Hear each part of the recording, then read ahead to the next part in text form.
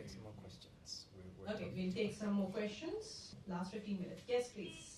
Thank you, David. I was interested in your potted history of human rights. I would rather push back against some of your claims. The apogee of human rights was the Helsinki Final Act in 1977. It only lasted 2 years, I would say, because in 1979, the Vietnamese army went in against international law to stop the killing fields in Kampuchea. It was universally condemned by the so-called international community, which still doesn't recognize the government of Kampuchea, because it was created by Vietnam. But I mean, what do you want? Do you want international law, or do you want to stop the killing fields? And basically, since then, humanitarian intervention has been created, has been argued for as a way of undermining human rights, at the same time as the growing loss of power by states. And only states can actually enforce human rights, and should be held accountable as well, of course. But without states, we can't have human rights. There's a fad on the left, in progressive circles, to be against the state. If you don't have the state, what would you have?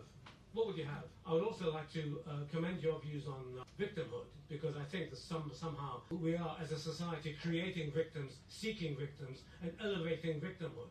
And that, I would say, particularly is true of the International and some other human rights groups, including the one I belong to, Liberty, which recently took action against the Equality and Human Rights Commission on the basis of fictitious victimhood, completely fictitious victimhood, together with things like the Good Law Project.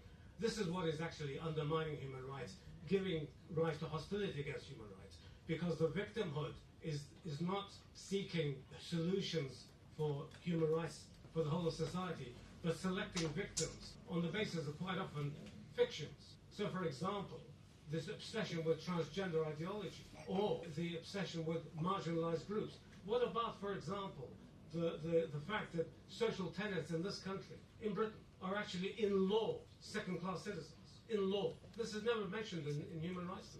Why is that? Why is that? Can you answer the questions, please? 2 questions here. Hi, everyone.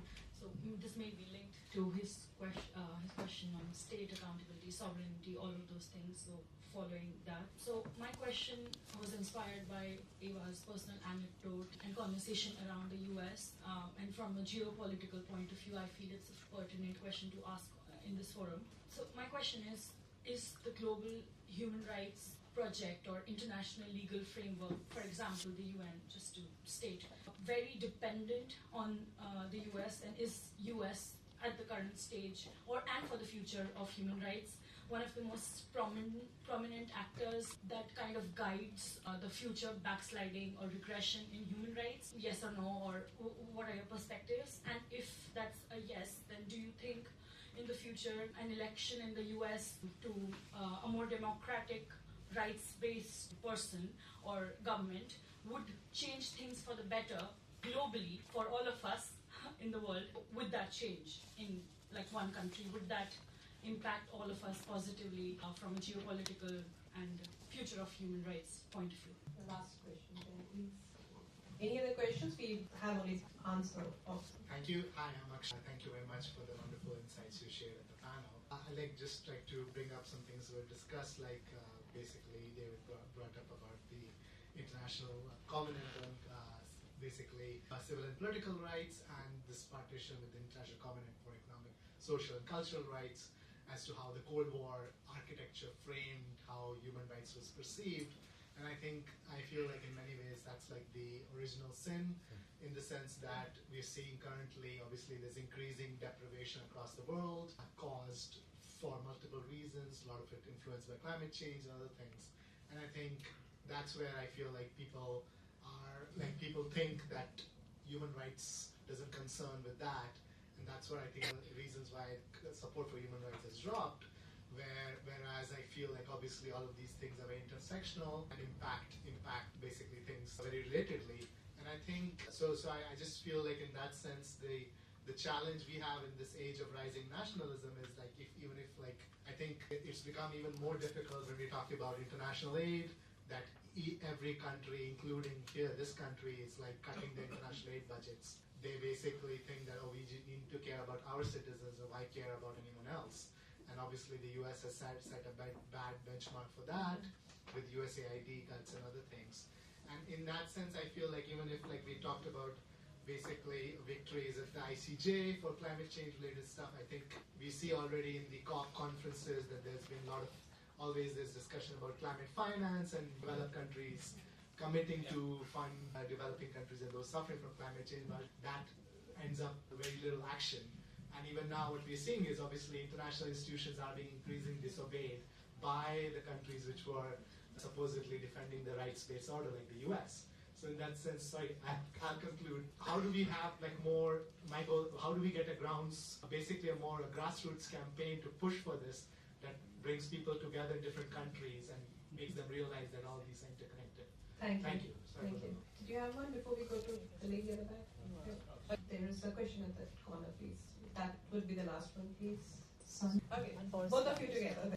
Thank you. So thinking politically about power and impact, if there was a particular constituency or segment that you could encourage or you would want to encourage to come out to make the case for human rights, what or who would that segment or constituency be? So I want to offer one congratulation, one point contesting one of your points, and one suggestion. Usually a human rights conversation is 90% admiring the problem and 10% talking about solutions. And in this conversation you shifted it more to 50-50. So enormous congratulations for that. The thing I want to contest is that the human rights sphere sector, as you call it, is structured, or how did you put it? Structured by the liberal rule-based order? Is it that the liberal rules-based order is the backbone of human rights? I would strongly contest that. I think the backbone of human rights is a long moral and political tradition,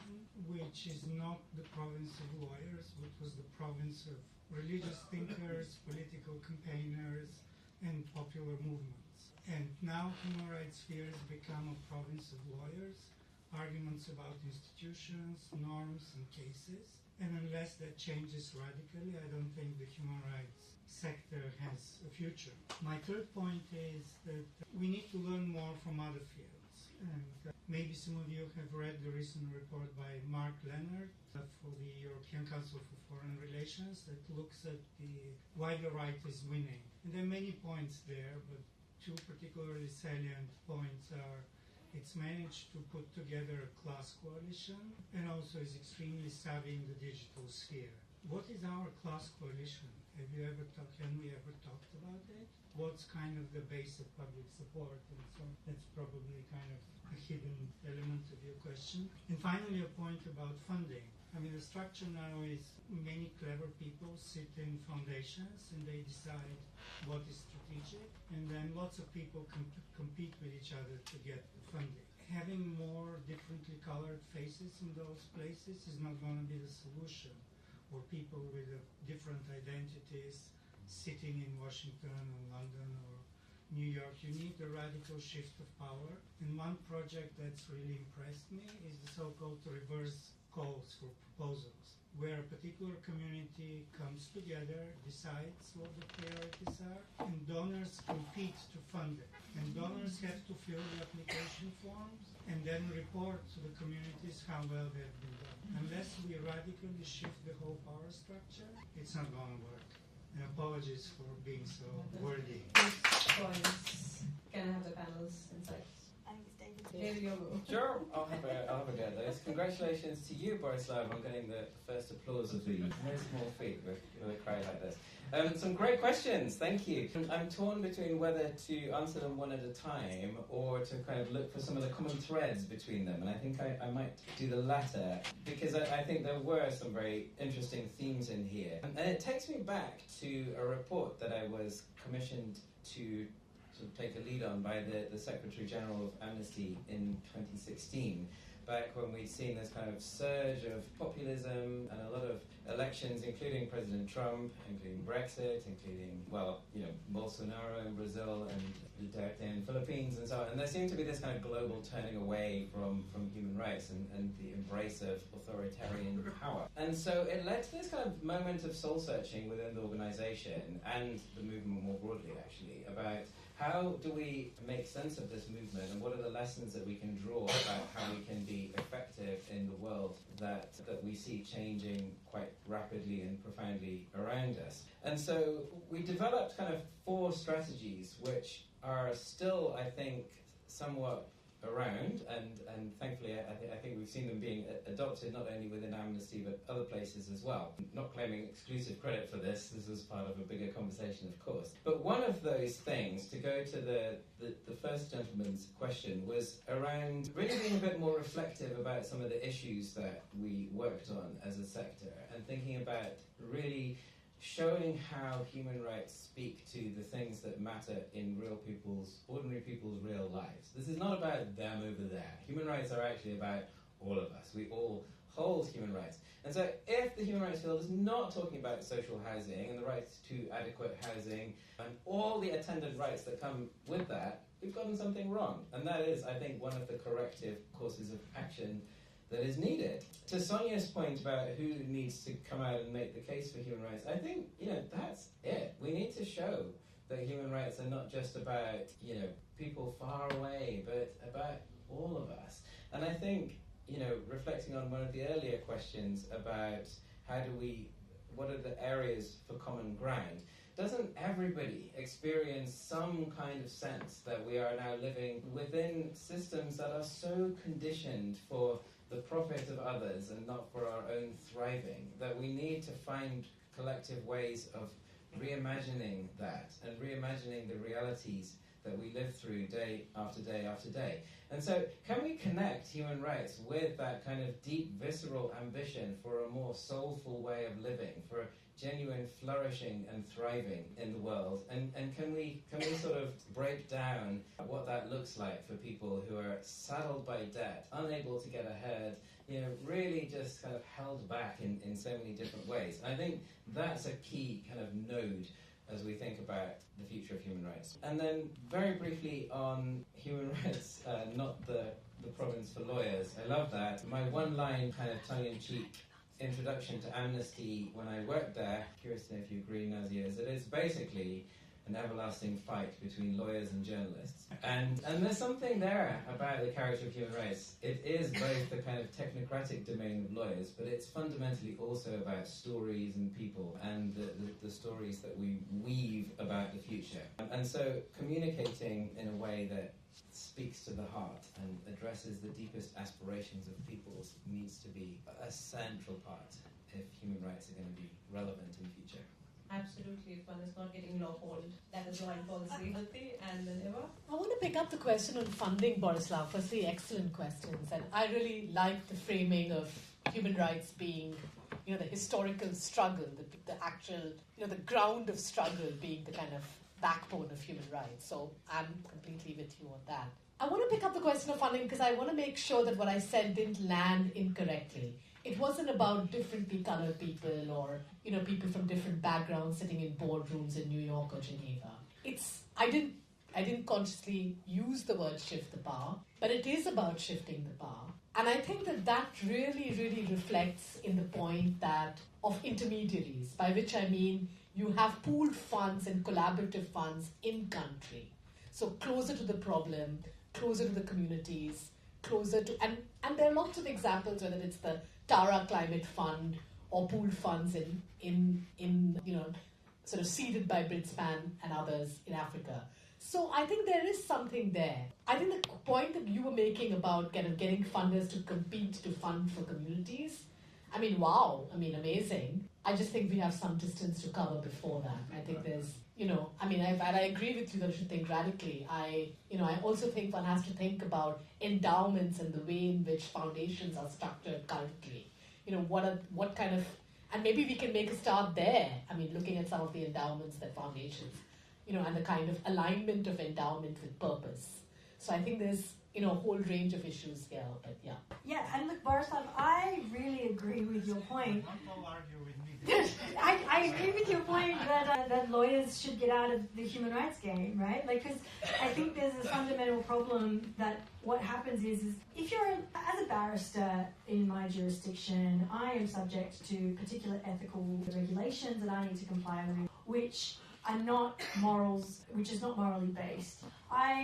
We've got a rule, for example, called the cab rank rule, which means I need to take any client that comes to me regardless of the issue. And so I have represented sex offenders, I've worked on murder cases, I've done all sorts of things.